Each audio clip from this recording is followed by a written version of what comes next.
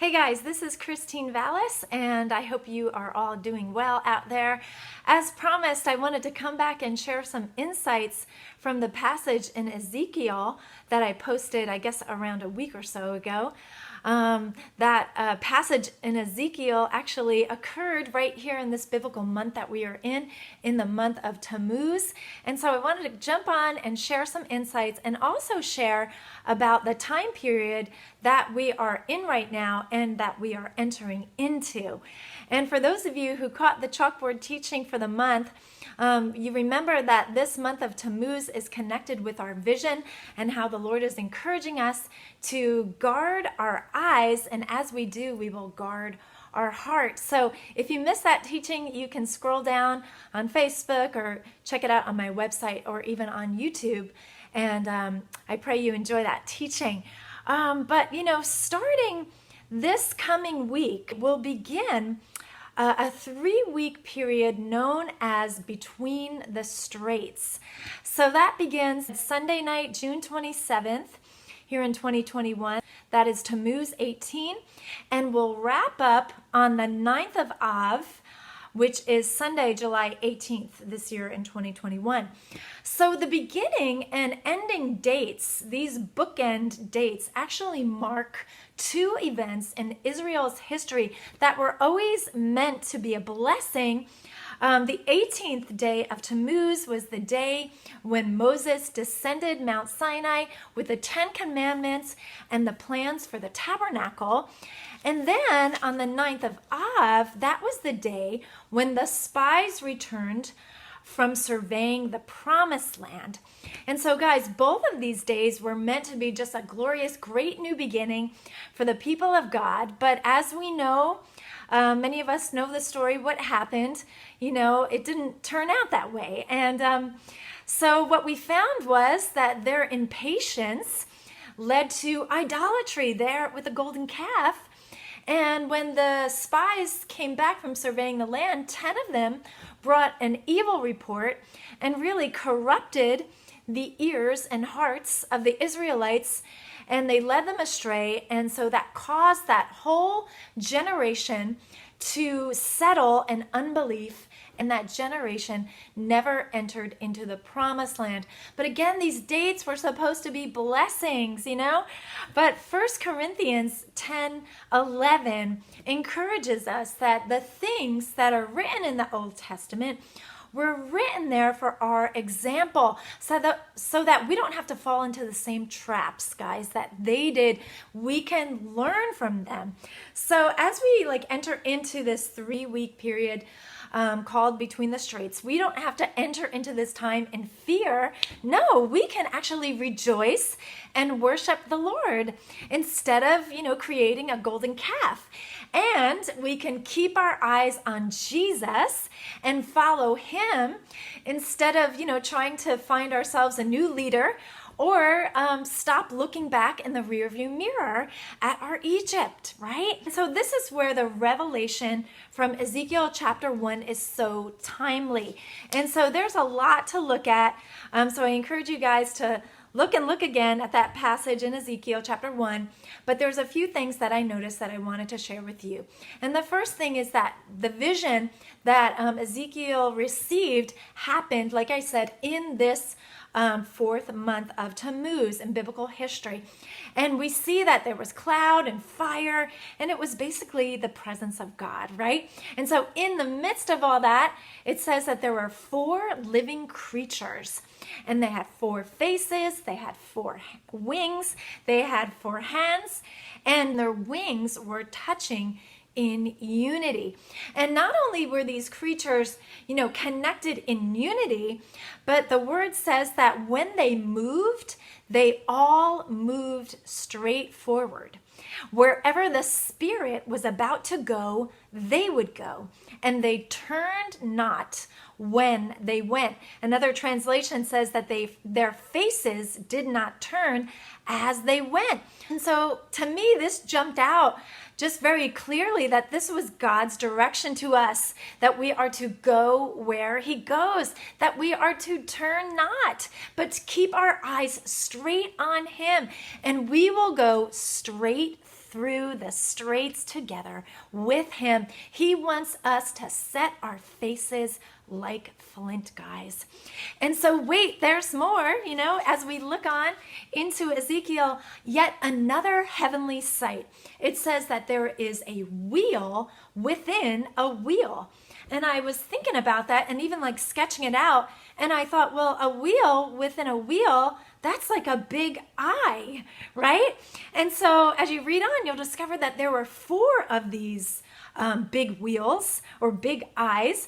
And it says that their rims actually were covered in more eyes. So there's like all these eyes all over the place, and the wheels themselves moved in 4 different directions. And as the wheels moved, they also turned not as they went. They kept their eyes straight. And then I noticed this, that these big wheels were beside each of the living creatures. And it goes on to say that when the living creatures moved, the wheels moved with them. And when the living creatures were lifted up, the wheels were lifted up with them. And when the Spirit stood, they stood. And so wherever the Spirit would go, they would go in that direction. And it goes on to say, for the spirit of the living creatures was in the wheels. And I love that. I read that and, it's hard to even grasp all of that, but I like it. I like the sound of that.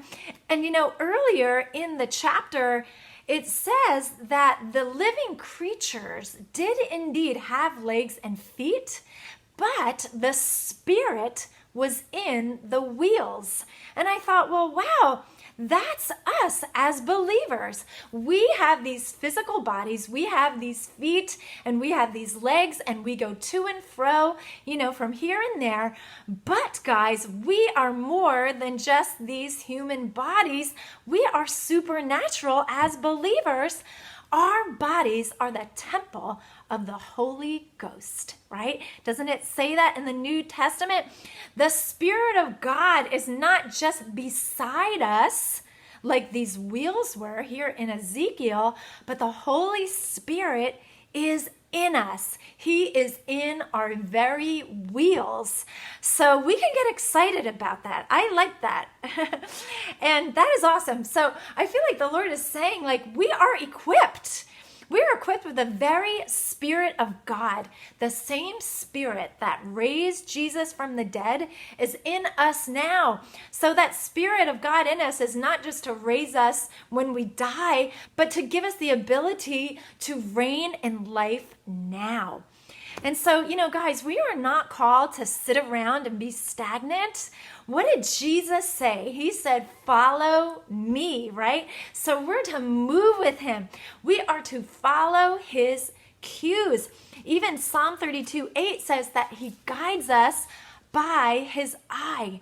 Now, as we look at the end of chapter 1 in Ezekiel, there's one final vision there, and it is the vision of the throne of God, seen with the rainbow all around his throne. And again, it's another one of these visions where you're just like, whoa, And then I thought, well, wait a minute. The reality hit me is that we are seated there with him, seated in heavenly places, as it talks about in Ephesians. So guys, as we move with him, we are not looking up at the heavens, in despair from our situations here on earth. But rather, guys, we look at our situations from our true heavenly perspective, from our heavenly seat. And from there, guys, we look down at our situations from above. And again, that gives us the ability to reign in life. If we believe this is truly who we are in the Spirit. So guys, let's be encouraged and let's ask the Lord to get this in our hearts, this identity. This is who we really are. And Ephesians 1 talks about this beautifully. That we ask the Lord to enlighten the eyes of our heart to this reality so that we can begin to understand, as the Amplified Version says, the unlimited and exceeding greatness of his active power, his active spiritual power in us. And it's the same resurrection power in us who believe that raised Jesus from the dead and then seated him in heavenly places. And so we're right there seated with him. And so as he is, so we are in this world. So we can rest in our heavenly positions, seated with him, and at the same time, we can move with him here on earth as he guides us with his eye.